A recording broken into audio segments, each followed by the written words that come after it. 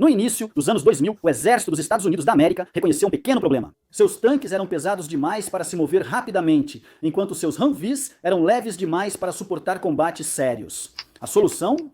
Bem óbvio. Eles fariam algo intermediário, e é aí que entra o assunto do vídeo de hoje, o Stryker. O Stryker não era só um novo veículo, mas representava uma revolução em mobilidade, proteção e guerra digital para o exército.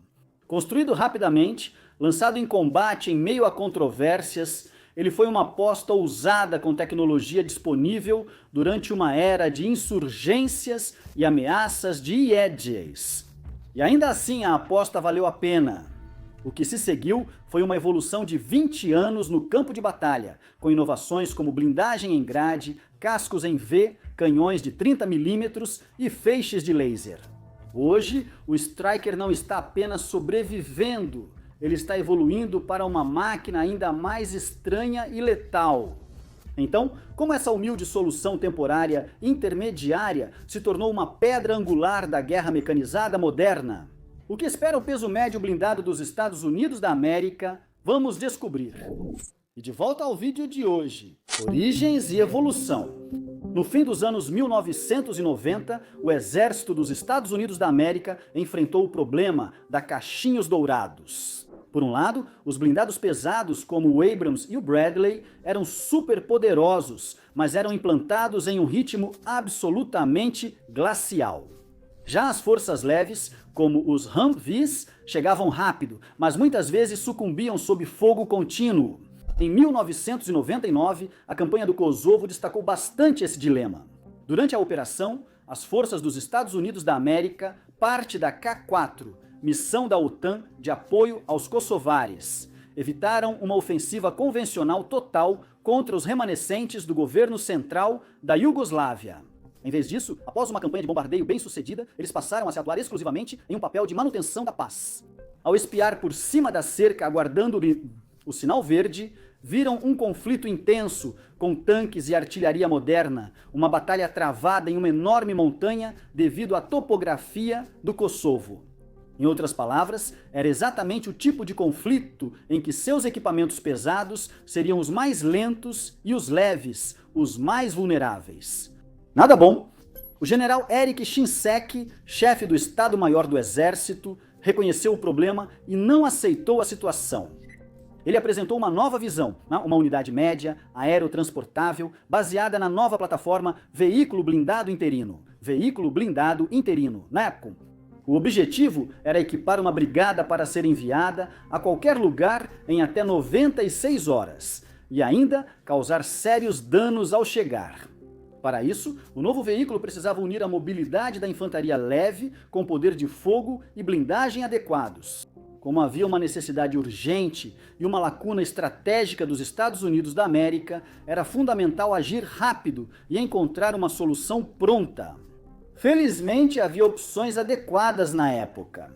Em 2000, dois concorrentes se destacaram: o veículo blindado leve 3 da General Dynamics, Canadá, e o Mi-113 aprimorado da United Defense. Como as imagens que você viu do Stryker até agora deixam bem claro, a General Dynamics saiu vencedora. E depois disso, houve controvérsia. A United Defense protestou, argumentando que a opção deles, com lagartas, era mais barata. O Escritório de Responsabilidade Governamental dos Estados Unidos da América investigou, mas apoiou o exército, destacando que o veículo blindado leve 3 era mais rápido, moderno e com melhor potencial de atualização. Após resolver a questão, a General Dynamics recebeu oficialmente o contrato em novembro de 2000, no valor de 8 bilhões de dólares, para entregar mais de 2.100 veículos. E, nesse momento, para dar ao novo veículo uma identidade totalmente americana, o exército o rebatizou como Stryker, em homenagem a dois condecorados com a medalha de honra que compartilhavam o mesmo sobrenome. STRXKER, só para constar caso você esteja ouvindo. Com esses 8 bilhões de dólares, cada brigada de combate Stryker, nome formal da visão de Shinseki, receberia cerca de 300 veículos em 10 versões para diferentes missões. Incluíam transporte de infantaria, reconhecimento, morteiro, médico, antitanque, comando e canhão móvel de 105 mm. Os veículos foram projetados para poderem sair de um C-130 direto para o combate, completos com redes digitais a bordo e comunicações via satélite. E então os céticos surgiram. Entusiastas de tanques ridicularizaram a ideia de um táxi de batalha de 8 rodas sobreviver em combate, enquanto outros disseram que ser transportado por um C-130 era só teoria. Eles riram com desdém. Tirem a blindagem, aliviem o peso, talvez assim caiba. Apesar disso, o exército seguiu em frente e em 2002, os Strykers começaram a ser produzidos e empregados. A primeira brigada de combate, Strykers, terceira brigada da 2ª Divisão de Infantaria, foi considerada pronta para combate em 2003. O timing foi perfeito, pois 2003 foi justamente o ano em que os Estados Unidos e aliados invadiram o Iraque. Lá, o chamado veículo provisório logo enfrentaria inimigos, IEDs e dúvidas reais. Design e especificações. Ok, antes de começarmos a discutir o desempenho de combate do Stryker, vale a pena primeiro entender o que realmente é um Stryker. É isso que faremos agora. Você já esteve aqui antes, certo? À primeira vista parece só uma grande caixa blindada sobre rodas. Não são tão intimidadores quanto um tanque, mas são bem mais formidáveis que um Humvee. Carregado para combate, ele pesa cerca de 18 a 19 toneladas, ficando dentro do limite de 19 toneladas da Força Aérea para o transporte C-130. Ele mede 6,95 metros de comprimento e 2,72 m de largura. O motor diesel catabola de 350 cavalos permite atingir 100 km por hora em estradas e 80 km por hora fora delas. Para um veículo blindado, isso é bem ágil e essa velocidade é fundamental, já que a mobilidade pode ser sua própria proteção.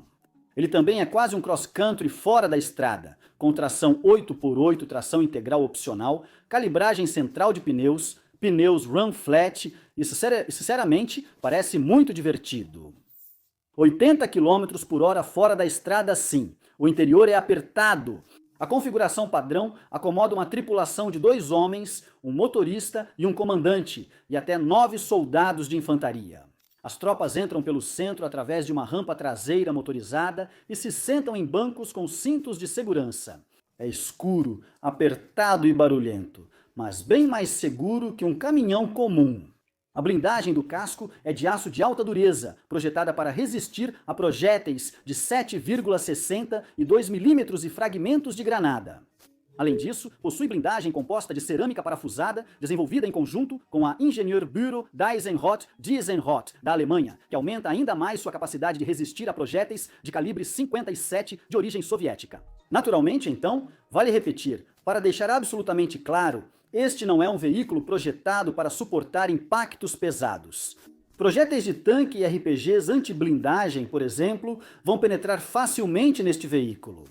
Em 2004, essa vulnerabilidade fez o exército equipar os Strykers com blindagem de ripas, grades que detonam RPGs antes do impacto.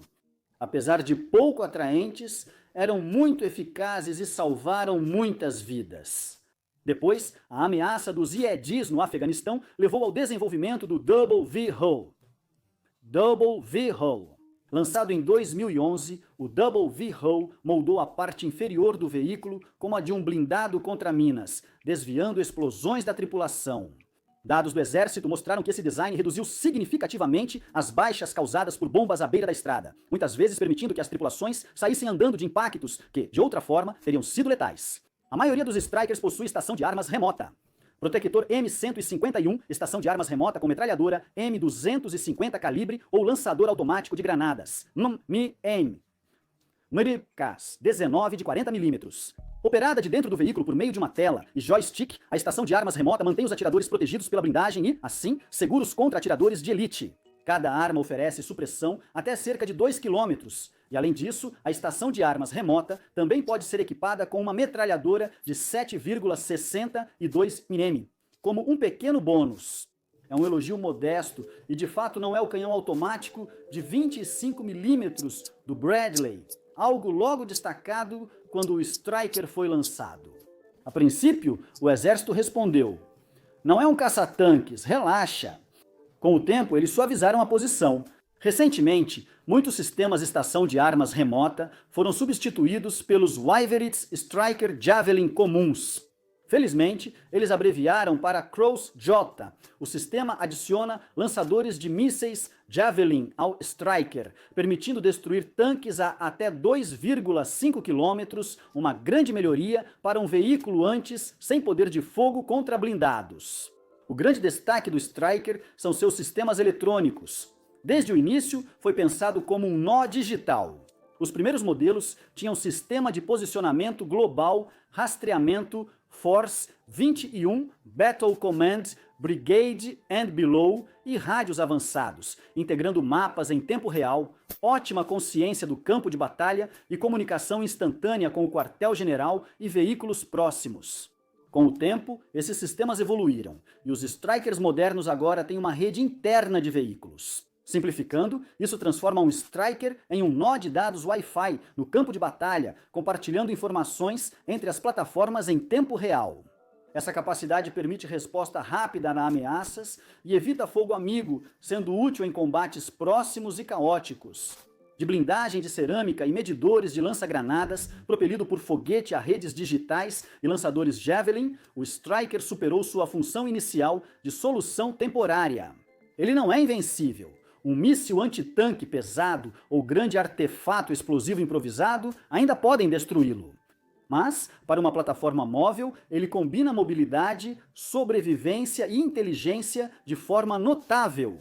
Rápido o suficiente para escapar de problemas, resistente o bastante para aguentar um golpe e ousado o suficiente para manter sua tripulação à frente da luta, o Striker cumpre o seu papel. Ou pelo menos é o que parece, de qualquer forma. Desempenho em combate, Iraque e Afeganistão. Isso nos leva de volta ao ponto onde paramos há poucos minutos. Só se avalia um equipamento militar após ser explodido, alvejado e maltratado em campo. Agora, se você se lembra, o Striker foi rapidamente enviado para o Iraque após sua introdução. Então, vamos ver como ele se saiu, certo? Os primeiros Strikers chegaram em outubro de 2003, poucos meses depois. O envio ocorreu 7 meses após a invasão, mas as impressões iniciais foram positivas. Os Strikers eram rápidos e silenciosos, permitindo ataques e reposicionamento antes da reação dos insurgentes. Durante patrulhas urbanas, o tamanho compacto e a agilidade do veículo permitiam que unidades navegassem por ruas e becos onde veículos de combate como o Bradley tinham dificuldades. A estação de armas remota mostrou seu valor no combate urbano, permitindo que atiradores atingissem telhados e janelas protegidos dentro do veículo. No entanto, naquela época, o Iraque também era a terra dos Iedis, e é por causa deles que o desempenho do Striker fica um pouco menos impressionante. Agora, por um lado, a velocidade e mobilidade do veículo às vezes permitiam que comboios de Strikers literalmente escapassem da zona de explosão, já que os insurgentes podiam acionar seus Ieds tarde demais, errando completamente os veículos. Por outro lado, quando uma bomba realmente explodia embaixo de um Striker, o fundo plano só podia aguentar até certo ponto. Em um dos primeiros incidentes, um artefato explosivo improvisado enorme virou um Striker, matando tragicamente os soldados que estavam dentro. Dito isso, a sobrevivência geral era impressionante para esse novo veículo. Entre dezembro de 2003 e outubro de 2004, as unidades Striker no Iraque enfrentaram 56 ataques de artefato explosivo improvisado sem perder vidas entre as tripulações. Apesar de muitos veículos serem danificados ou destruídos, os compartimentos da tripulação geralmente permaneciam intactos e protegiam quem estava dentro. Ainda assim, é notável que o exército respondeu apressando soluções provisórias, placas de blindagem aparafusadas na parte inferior, assentos de espuma para amortecer explosões e, como mencionado anteriormente, eventualmente um redesenho completo do casco para dar a ele aquele casco duplo em V. Além disso, no início, as tropas tiveram problemas com alcance e peso. Os primeiros Strikers com acessórios extras ficaram mais pesados, sobrecarregando motor e suspensão. No calor do Iraque, o desgaste era rápido e manter 8 funcionando não era fácil. Os Strikers também ficaram presos na lama ou areia. Apesar dos recursos sofisticados para off-road, com rodas no chão em vez de esteiras, ele inevitavelmente encontrava seus limites às vezes. E quanto ao combate no Afeganistão, bem, isso apresentava um conjunto diferente de desafios. Os primeiros Strykers chegaram em 2009 com o 1º Batalhão 17º Regimento de Infantaria e a experiência deles com os veículos foi mista e, por vezes, muito difícil. Apesar da mobilidade e proteção superiores ao Humvee, o Stryker não era invulnerável, algo logo explorado pelo Talibã. Nos estágios iniciais da Operação Buffalo Stampede e depois na Opportunity Hold, as unidades de Stryker sofreram frequentes e graves ataques de IEDs. Apesar de resistentes no Iraque, esses veículos enfrentaram IEDs mais sofisticados e desafiadores no Afeganistão. Na Zona Verde ou Argandarb, densamente vegetada, os insurgentes escondiam de forma eficaz IEDs acionados por fio de comando ao longo de trilhas estreitas e bueiros. Frequentemente, os Strykers eram destruídos de forma repetida, às vezes perdendo todos os 8 pneus em uma explosão. Um incidente catastrófico ocorreu quando um artefato explosivo improvisado capotou e incendiou um Stryker que transportava o capitão Hallis e mais 3 pessoas, resultando na morte instantânea de todos a bordo. Essa tragédia quebrou a crença de que os Strykers ofereciam proteção quase total contra minas, apesar de estarem semi-atualizados, e fez os comandantes reavaliarem suas táticas. O batalhão se adaptou ao aprimorar a remoção de IEDs e adquirir veículos canadenses para recuperar Strykers perdidos. No entanto, eles ainda permaneciam vulneráveis e eram um recurso que precisava ser empregado com muito cuidado. Claramente, o Stryker de fundo plano precisava de uma atualização para lidar com os IEDs em escala afegã, e de fato foi exatamente isso que eles receberam. Experiências do 1º Batalhão motivaram a adoção do casco duplo em V em 2011. Com a chegada dos Strykers Double V-Hull, a diferença foi enorme. Soldados relataram que, ao atingir uma bomba, o Stryker Double V-Hull podia ser lançado no ar ou ter danos no eixo, mas o compartimento das tropas geralmente ficava intacto, resultando apenas em ferimentos leves, ao contrário de situações anteriores, que eram catastróficas. O exército confirmou depois que, com base na experiência no Afeganistão, os Strykers de casco duplo em V diminuíram muito as baixas e a gravidade dos ferimentos. Soldados frequentemente saíam andando após ataques de IEDs em veículos de casco duplo em V por fim da citação.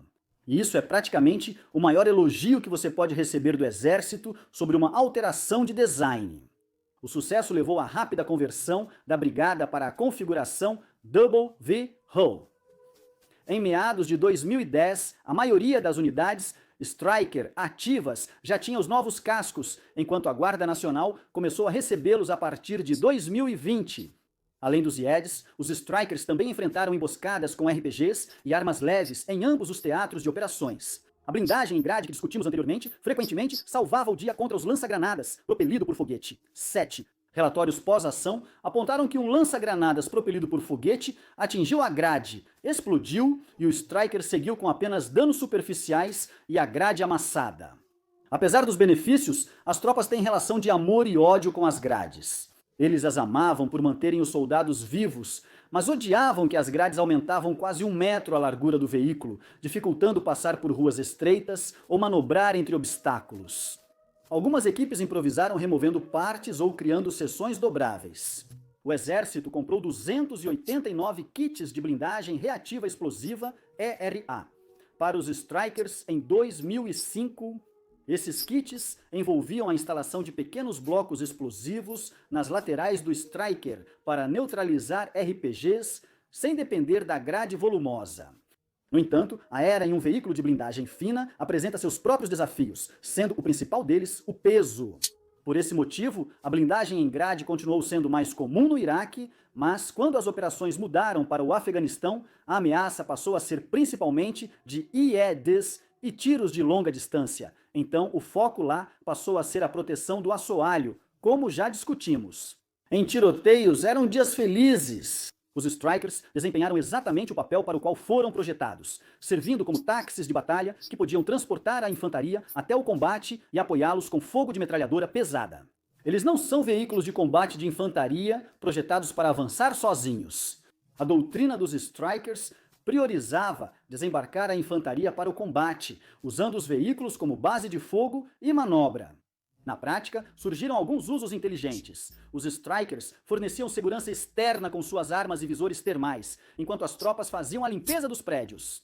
A mobilidade deles permitia reposicionamento rápido para cortar rotas de fuga. E alto-falantes em alguns Strykers foram usados em operações psicológicas, transmitindo avisos ou tocando metálica para insurgentes.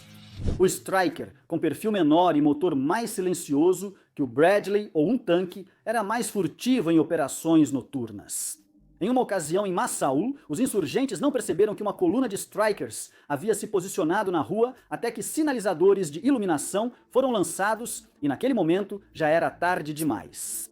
O combate também trouxe lições valiosas para manutentos de manutenção. A suspensão de 8 rodas do Stryker sofreu bastante nas estradas de terra cheias de edges e muitos buracos, o que significou que muitas rodas e eixos tiveram que ser substituídos em condições de campo.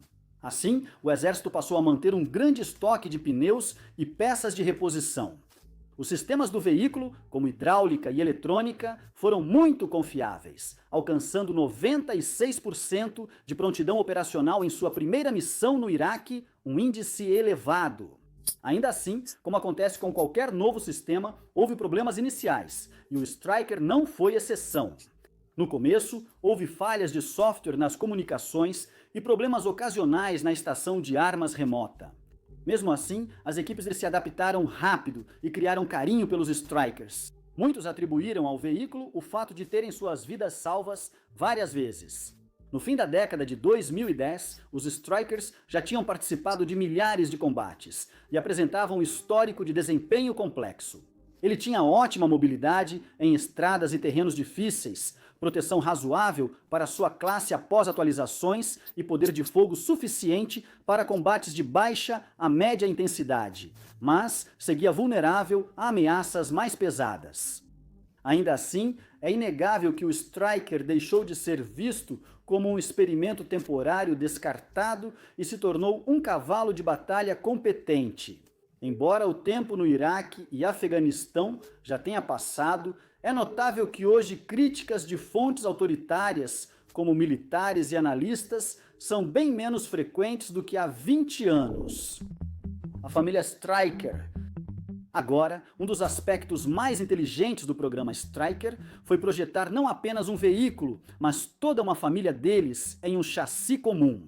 O resultado foi uma frota modular que compartilhava motores, suspensão e dirigibilidade, o que por sua vez simplificou a logística, a manutenção e o treinamento em todos os aspectos.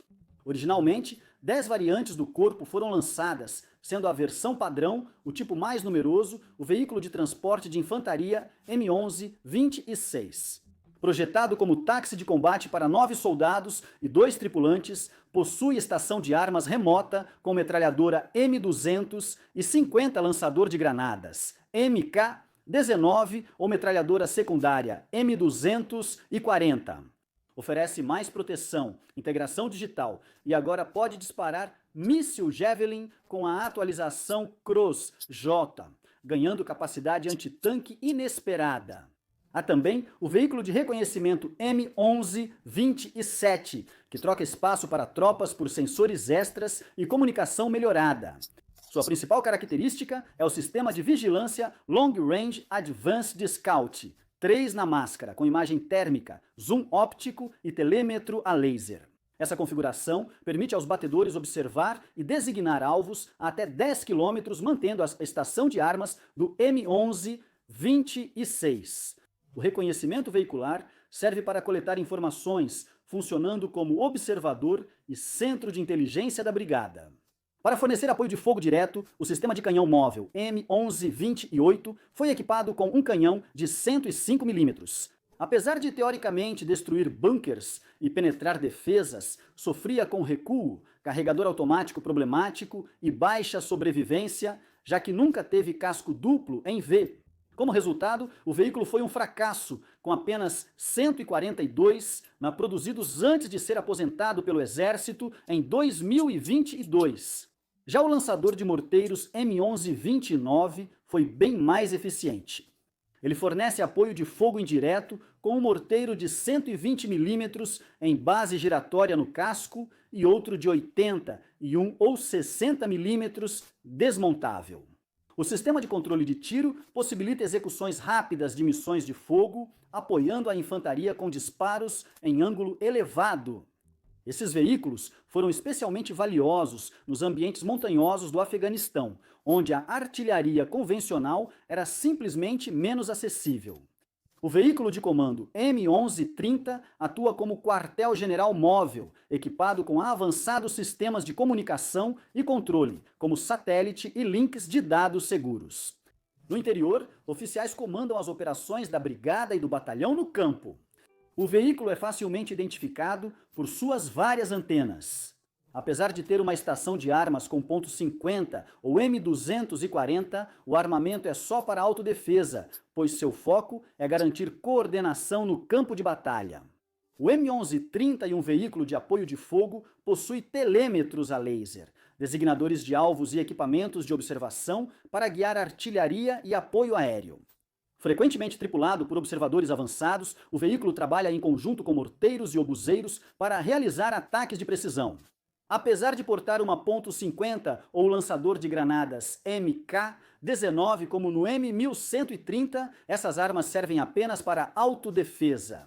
Se essas armas forem usadas em algum momento, isso indica que algo deu errado. Seu verdadeiro poder está em permitir que outras unidades atirem com maior precisão. O veículo da equipe de engenheiros M1132 é muito prático, liderando o avanço por campos minados e rotas cheias de obstáculos. Equipado com arados para minas, rolos e a capacidade de rebocar trailers ou uma carga de linha de desminagem M58, ele abre caminhos e marca rotas seguras para o restante da formação. Ele leva uma equipe de engenharia de combate com ferramentas, cargas de demolição e equipamentos de marcação. Devido ao alto risco, foi uma das primeiras variantes a ganhar blindagem reforçada e casco duplo em VUSM. Depois, ao M1133 veículo de evacuação médica, que transforma o Stryker em uma ambulância blindada. Ele transporta 6 feridos em macas, com equipe médica e equipamentos de suporte à vida. Utilizado quando helicópteros não podem voar, ele acessa zonas de perigo para resgatar feridos. Seu único armamento é uma grande cruz vermelha na lateral, por causa da Convenção de Genebra. O veículo lança mísseis antitanque M11-34, possui grande poder de fogo, equipado com lançador Tube Launched, Optically Tracked, Wire Guided, 2 em pedestal, recarga interna e armazenamento de munição. Esse lançador oferece poder de fogo anti-blindado de longo alcance, capaz de neutralizar tanques em posições fortificadas a até 4 km de distância. Operando idealmente a partir de emboscadas ou posições de retaguarda, o veículo fornece cobertura essencial contra ameaças blindadas. O veículo de reconhecimento nuclear, biológico e químico M1135 detecta agentes químicos, biológicos, radiológicos e nucleares. Ele está equipado com sensores de radiação, amostradores químicos, coletores de ar e um sistema de filtragem por sobrepressão para proteger a tripulação. Este veículo substituiu o antigo M90E3 Fox e aprimora suas capacidades com a adição de relatórios digitais em tempo real, o que auxilia na identificação e marcação de áreas contaminadas. A força do Stryker está na união dos veículos, não nas ações individuais. O M1127 localiza alvos, o M1131 guia ataques precisos, o M1129 fornece apoio de fogo, o M1132 rompe obstáculos, o M1126 libera a infantaria e o M1130 mantém todos comunicados durante as ações. Isso é guerra de armas combinadas, resumida em uma família de plataformas quase idênticas, mas com funções muito diferentes. Vale notar que os Estados Unidos não foram os únicos a adotar essa abordagem modular. Nações como a Alemanha e a França desenvolveram seus próprios equivalentes, como o Boxer e o Véhicule Blindé de Combat d'Infanterie, respectivamente, baseados em conceitos semelhantes. O futuro. Apesar de suas origens como um veículo provisório, o Stryker se tornou uma das plataformas mais adaptáveis no inventário do Exército dos Estados Unidos da América, e não vai a lugar nenhum tão cedo. O que começou como uma solução rápida evoluiu silenciosamente para um componente central da estrutura de forças do Exército, com novas variantes e atualizações continuando a ser lançadas muito além das expectativas iniciais de qualquer um. A história seguiu após a frota original, continuando seu curso. A atualização Striker A1, iniciada em 2017, renovou a plataforma. Ela trocou o motor de 350 pelo Caterpillar C9 de 450 cavalos, reforçou a suspensão para suportar mais de 60 mil libras e instalou um alternador de 910 amperes para a maior demanda elétrica. Os soldados notaram as diferenças imediatamente. Melhor capacidade de subir ladeiras, viagens mais suaves e significativamente menos falhas nos sistemas relacionadas à potência. A variante Dragoon M1000 296 foi criada em 2018 para responder às ameaças dos VIFs russos. Ela trocou a .50 por um canhão automático. XM813 de 30 mm em torre remota, além de uma M240 coaxial. Essa configuração permite ao Striker perfurar blindagens e suprimir alvos a mais de 2.000 metros. A variante foi bem recebida e, após o lançamento, o programa MCWS passou a equipar mais Strikers com torres de 30 mm. Essas melhorias transformaram o Striker de transporte blindado de pessoal em uma versão mais leve de veículo de combate de infantaria. E falando em possíveis confrontos com forças russas, outra vulnerabilidade identificada estava nas defesas aéreas em nível tático. Surge o M-SHORAD, sistema de defesa aérea desenvolvido pela General Dynamics, Leonardo DRS e Raytheon. Este sistema combate mísseis de cruzeiro, vantes, aviões de asa fixa de alta velocidade em baixa altitude e helicópteros. O Exército dos Estados Unidos da América começou a adquirir o sistema M-SHORAD em abril de 2021 e agora ele está sendo montado sobre variantes do M11-20E6. E bem, por que parar mísseis? O Defesa Aérea Móvel SHORAD vai além ao incorporar um laser de 50 kW. Projetado para destruir drones, morteiros e munições inimigas, esse sistema a laser representa um avanço significativo em capacidades. Testados em 2021 e implantados experimentalmente em 2022, os Strikers com laser seguem evoluindo e já mostram grande potencial. Outra vantagem é o custo por disparo quase zero. Um galão de diesel alimenta dezenas de disparos, ao contrário do alto custo de balas e mísseis para o mesmo efeito, tornando o sistema uma resposta econômica a enxames de drones baratos. Há também a versão Terrestrial Layer System Brigade Combat Team, da Lockheed Martin, que faz do Striker um nó móvel de guerra eletrônica. Com sensores, bloqueadores e interceptores, esses Strikers localizavam, interrompiam e enganavam comunicações inimigas e drones. Embora não haja muitas informações disponíveis sobre essa variante, a Lockheed Martin insiste que ela realmente existe. Então, é isso aí. O Exército já testou sistemas de proteção ativa, como Iron Curtain e Strike Shield nos Strikers. Até agora, a integração tem se mostrado difícil devido a preocupações com tamanho, peso e segurança. No entanto, o objetivo continua o mesmo: proteger contra mísseis guiados anti-tanque e RPGs, por meio de interceptação automatizada. Tanques como o Abrams usam o Trophy, enquanto o sistema de proteção ativa do Striker deve ser leve e possivelmente a laser, tecnologia que ainda está em desenvolvimento. Por enquanto, as equipes dependem de consciência situacional, manobras e camadas de blindagem e fumaça.